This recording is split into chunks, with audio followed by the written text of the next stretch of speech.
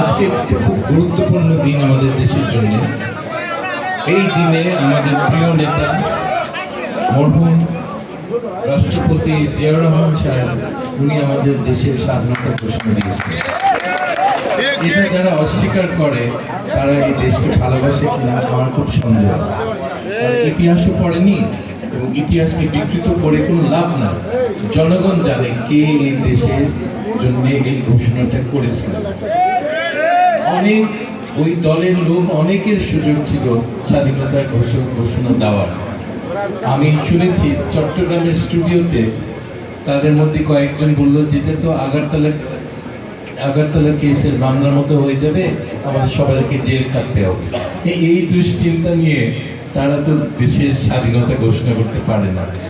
তখন জিয়াউর রহমান সাহেব বললেন যে ওনাদেরকে দিতে হবে না, আমি দিব, আমি সব দায়িত্ব নিব। তখন উনি উঠে ঘোষণাটা দিলেন এবং আমি আমেরিকায় বসে সেই ঘোষণাটাই শুনেছি, আর কারো ঘোষণা আমি শুনতে পারিনি। এটা সত্যি কথা। আমরা গর্বিত যে ওনার সুযোগ্য সন্তান আমাদের প্রধানমন্ত্রী হয়েছেন এবং দেশের জন্য উনি একটা বিরাট পরিকল্পনা উনি তৈরি করেছেন। উনি এই দেশটাকে তৃতীয় বিশ্ব থেকে প্রথম বিশ্বের পথে টেনে নিয়ে যাবেন আমার বিশ্বাস। এখন এই মুহূর্তে একটা খুব বড় সমস্যা আছে। এই যুদ্ধটা ইরান এবং ইসরায়েলের মধ্যে, এটা কিন্তু আমি মনে করি একটা বিরাট অর্থনৈতিক বিপদ এনেছে সারা পৃথিবীর জন্য, কিন্তু আমাদের উপরে অনেক খারাপ একটা প্রভাব পড়বে। এটার ধাক্কাটা এই সরকারকে নিতে হবে। তাদের কোনো দোষে এই যুদ্ধটা হয়নি, কিন্তু এটা বিরাট একটা ধাক্কা হবে।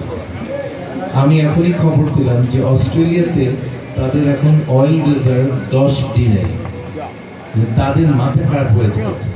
90 দিনের কম থাকলে একটা দুশ্চিন্তা থাকতে হয়, ওদের 10 দিন। আমাদের কত আছে আমি ঠিক জানি না, মন্ত্রী এখন এই ব্যাপারে কিছু বলেননি। উনি বলছেন চিন্তার কোনো কারণ নাই, কিন্তু আমার কাছে এটা একটু আশ্চর্য লাগে যে আমাদের চিন্তার কোনো কারণ নাই, অস্ট্রেলিয়ার চিন্তার অনেক কারণ আছে। মালয়েশিয়াতে আবার তাদের তেল আছে, তারা খুব বেশি খারাপ অবস্থায় নেই। মালয়েশিয়ান যে মুদ্রা রিঙ্গিট, এটার দাম বাড়ছে দিনে দিনে।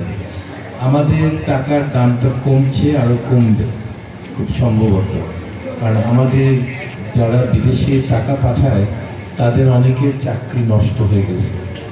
অনেক জায়গার জমি তারা কিনে রেখেছে দেশে।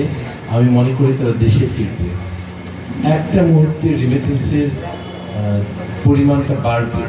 ওরা যখন দেশে ফিরে তাদের সব সম্পদ নিয়ে তারা দেশে ফেরত আসবে, তখন একটু দেখবেন যে রিমিটেন্স বেড়েছে। কিন্তু এটা খুশি হওয়ার কোনো খবর না, কারণ এটা কম